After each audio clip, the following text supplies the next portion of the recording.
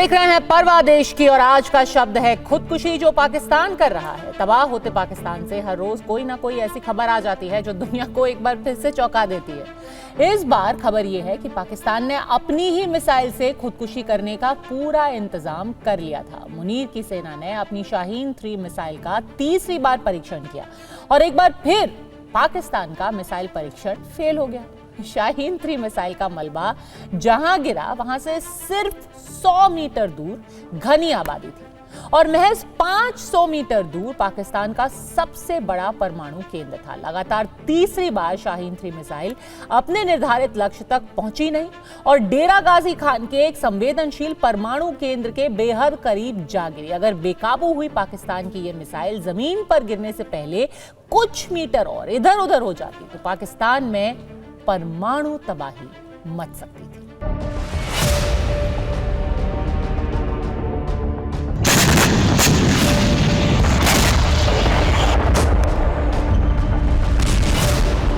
पाकिस्तान की सेना ने मिसाइल दागी और बलूचिस्तान में आबादी से सिर्फ 100 मीटर दूर भयानक विस्फोट हो गया।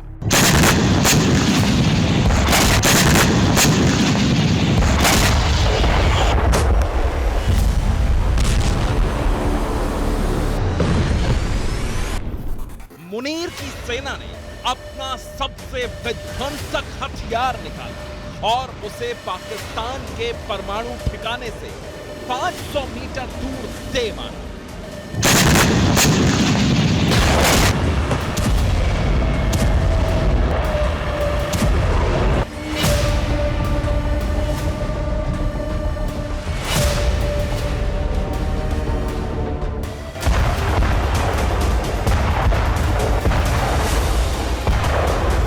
ये देखकर दुनिया हैरान है क्योंकि दुनिया के कुल 195 देशों में पाकिस्तान अकेला है जो हर रोज एक नए तरीके से खुदकुशी की कोशिश करता है।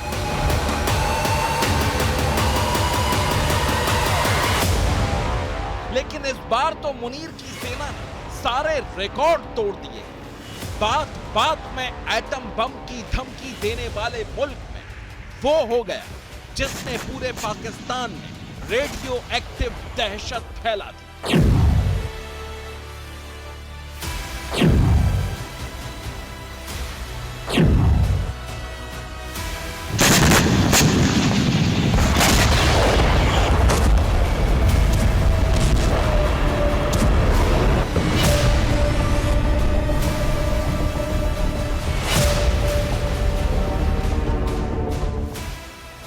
जुलाई को पाकिस्तान का मिसाइल टेस्ट ऐसा फेल हुआ कि पूरा मुल्क चंद फीट से तबाह होने से बचा।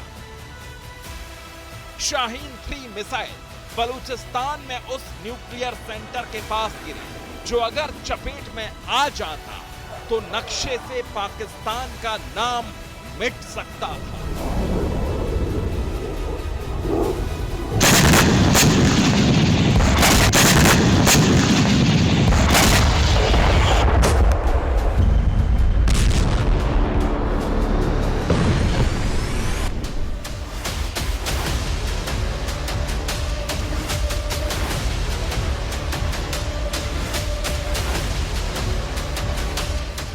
बलूचिस्तान बाल बाल बच गया, नहीं तो अपने ही बनाए एटम बम से पाकिस्तान का एक सूबा भस्म हो सकता था।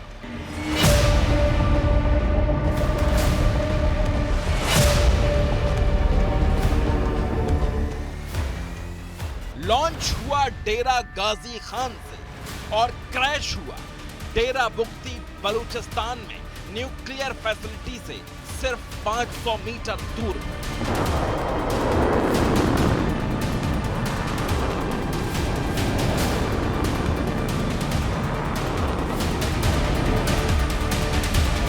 बलूचिस्तान में बारूदी गुबार उठा, लेकिन ये गुबार एटम बम जैसा भयानक हो सकता। पाकिस्तान बाल बाल बच गया क्योंकि डेरा बुख्ती में जो हुआ उसके बाद बलूचिस्तान में परमाणु विस्फोट हो सकता था।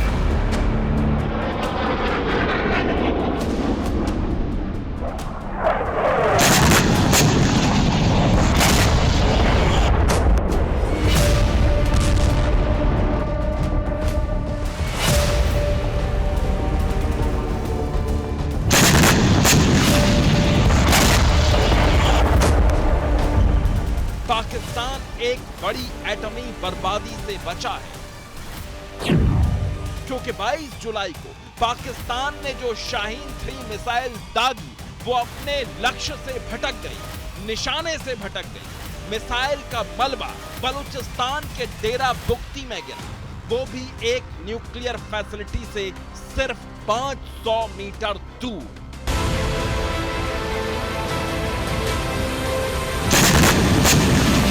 अगर टारगेट से जरा भी चूक और हो तो ये धमाका पाकिस्तान का आखिरी धमाका हो सकता था।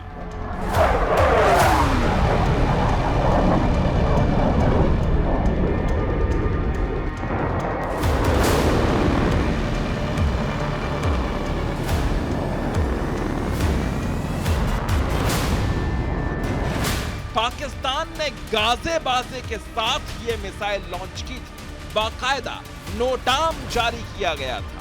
मुनीर की सेना ने पाकिस्तान की सबसे विध्वंसक मिसाइल बना लेने का दावा किया था और वाकई पाकिस्तान ने विध्वंसक मिसाइल बना भी, लेकिन वो मिसाइल पाकिस्तान में ही विध्वंस करेगी, इसके बारे में मुनीर की सेना ने किसी को नहीं बताया था।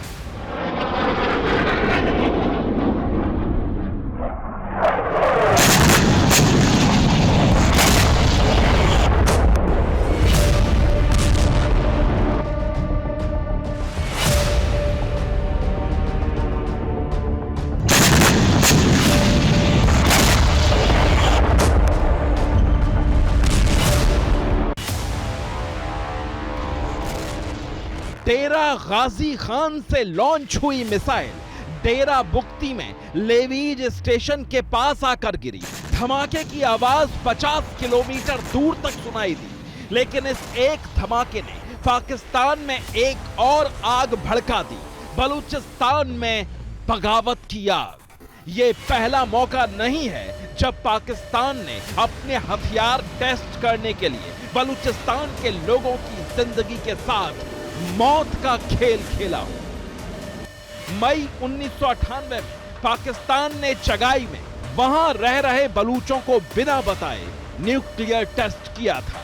जनवरी 2021 में शाहीन 3 मिसाइल फेल हुई, डेरा बुख्ती में कई घर तबाह हो गए। अक्टूबर 2023 में एक और मिसाइल न्यूक फैसिलिटी के पास आकर गिरी थी और अब 22 जुलाई को एक बार फिर शाहीन 3 मिसाइल निशाना भटककर डेरा बुख्ती में जा गिरी है।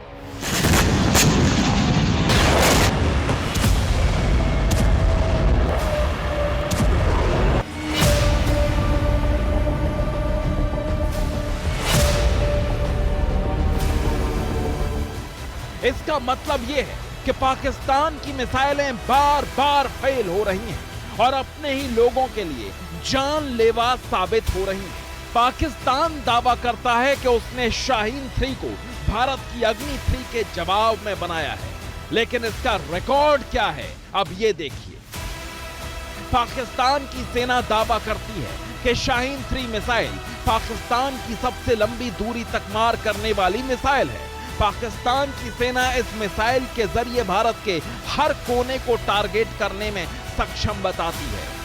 दावा यह भी किया जाता है कि यह मिसाइल 2750 किलोमीटर दूर तक परमाणु हथियार भी ले जा सकती है, लेकिन हर परीक्षण में साबित हुआ है कि शाहीन 3 मिसाइल के जरिए अगर पाकिस्तान ने कभी परमाणु हमला करने की कोशिश की तो पाकिस्तान का एटम बम बलूचिस्तान या पाकिस्तान के ही किसी हिस्से में फटेगा, क्योंकि हर बार परीक्षण में शाहीन 3 पाकिस्तान में ही फट जाती है।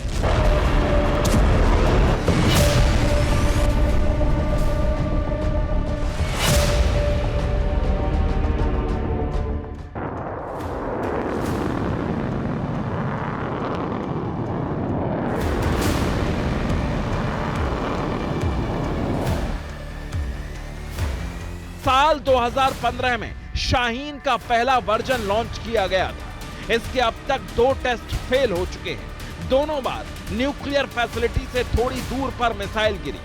2023 में पंजाब के डेरा बुख्ती में शाहीन 3 का मलबा जहां गिरा था, वहां से न्यूक्लियर फैसिलिटी सेंटर सिर्फ 100 मीटर दूर था।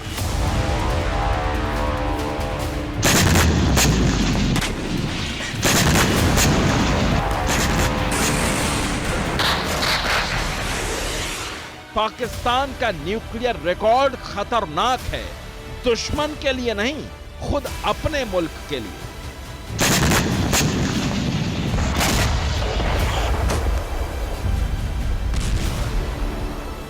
जनवरी 2021 में शाहीन 3 डेरा बुख्ती में गिरी, कई घर तबाह हो गए। साल 2020 में बाबर 2 मिसाइल का टेस्ट फेल हुआ। साल 2022 में पाकिस्तान के जमशोरों में मिसाइल गिरी, सरकार ने धमाके को फाइटर जेट की आवाज बता दिया। अक्टूबर 2023 में शाहीन 3 मिसाइल न्यूक फैसिलिटी के पास फटी।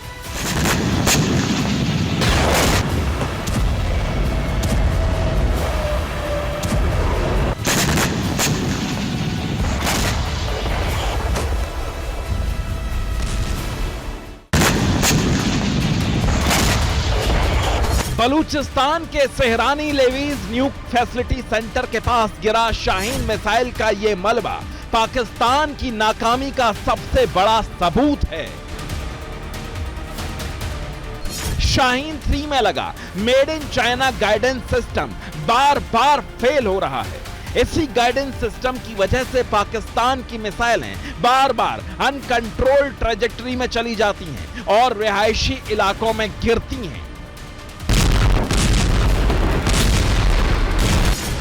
ऑपरेशन सिंदूर के दौरान भी पाकिस्तान ने भारत को लक्ष्य करते हुए कई मिसाइलें दागी थी और हर एक का एक ही हश्र हुआ, एक भी लक्ष्य तक नहीं पहुंची। भारत की जमीन तक पाकिस्तान की मिसाइल नहीं, मिसाइल का मलबा गिरा। लेकिन पाकिस्तान की सेना ने बलूचिस्तान को परमाणु परीक्षणों की प्रयोगशाला बना दिया है।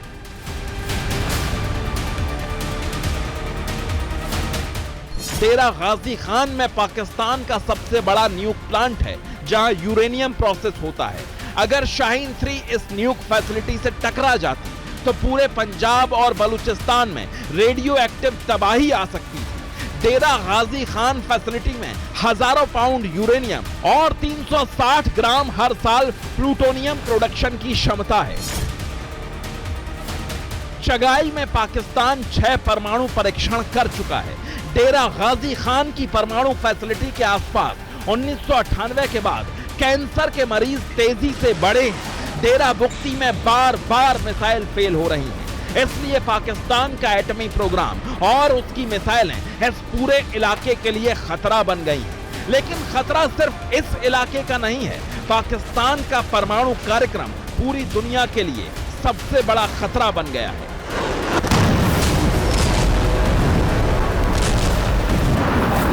पाकिस्तान दुनिया के लिए सबसे बड़ा खतरा है क्योंकि ग्लोबल आतंक की नर्सरी वहीं से चलती है।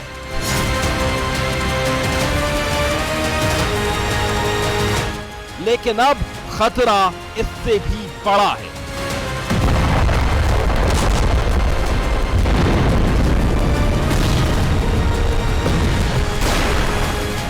पाकिस्तान दुनिया का सबसे खतरनाक मुल्क है क्योंकि ये वो अकेला देश है जिसके एटमी हथियारों तक आतंकियों की पहुंच हो सकती है। पाकिस्तान दुनिया का वाहिद मुल्क है जो बहुत तेजी से WMD यानी वेपन्स ऑफ मास डिस्ट्रक्शन बनाने और हासिल करने की कोशिश में लगा है।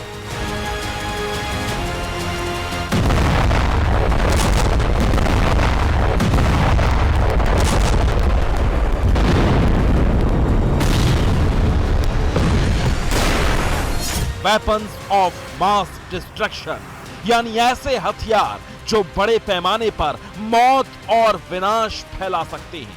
सामूहिक विनाश के हथियारों में भयानक रेडिएशन फैलाने वाले एटम बम, जानलेवा वायरस फैलाने वाले बायो वेपन और प्रतिबंधित रासायनिक हथियार आते हैं। वेपन्स ऑफ मास डिस्ट्रक्शन रखना और इनका इस्तेमाल करना अंतर्राष्ट्रीय कानूनों के मुताबिक प्रतिबंधित है, लेकिन पाकिस्तान चीन की शह पर वेपन्स ऑफ मास डिस्ट्रक्शन बनाने की तकनीक और सामान तेजी से हासिल कर रहा है। ये खुलासा अमेरिका की खुफिया एजेंसी की सबसे नई रिपोर्ट में हुआ है।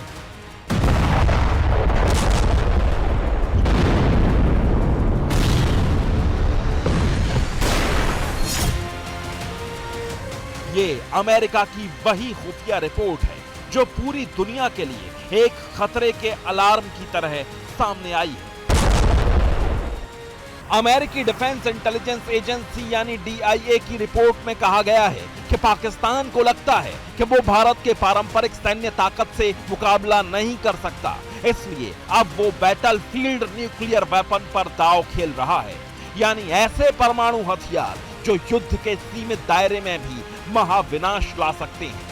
पाकिस्तान की भाषा में कहें तो पाव पाव भर के वो एटम बम जिन्हें पाकिस्तान डराने के लिए नहीं, दागने के लिए तैयार कर रहा है।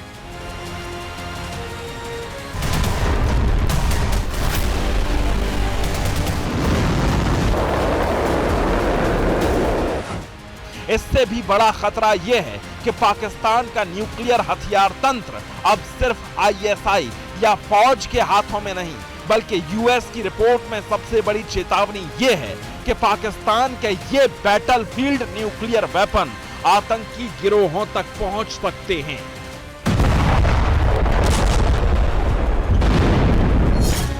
इसीलिए कुछ दिन पहले रक्षा मंत्री राजनाथ सिंह ने पाकिस्तान के एटम बम छीन लेने की बात कही थी। श्रीनगर की धरती से मैं पूरी दुनिया के सामने यह सवाल उठाना चाहता हूं कि क्या ऐसे गैर जिम्मेदार और रोग नेशन के हाथों में परमाणु हथियार सुरक्षित हैं? मैं दुनिया के सामने यह सवाल खड़ा करना चाहता हूं। मैं मानता हूं कि पाकिस्तान के एटमी हथियारों को IAEA international atomic energy agency की निगरानी में लिया जाना चाहिए। पाकिस्तान के परमाणु हथियार पूरी दुनिया के लिए बड़ा सिरदर्द बन गए हैं। खतरा इसलिए भी ज्यादा है क्योंकि पाकिस्तान दुनिया का वो अकेला देश है जहां मौलवियों से लेकर राजनेता तक एटम बम के खुले इस्तेमाल की धमकी देते हैं। Bomb has malfunctioned. Far away.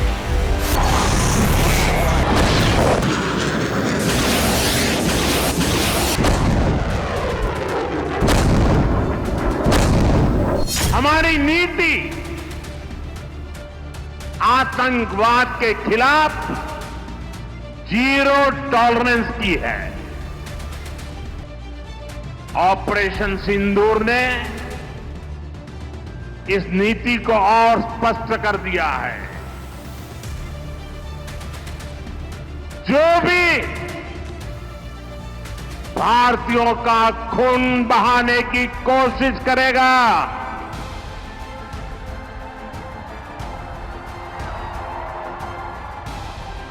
उसको उसकी भाषा में ही जवाब दिया जाएगा।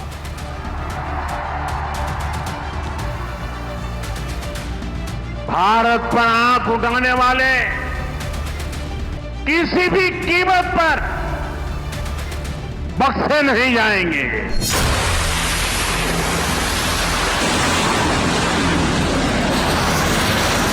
Bureau report, TV9 Bharatvarsh.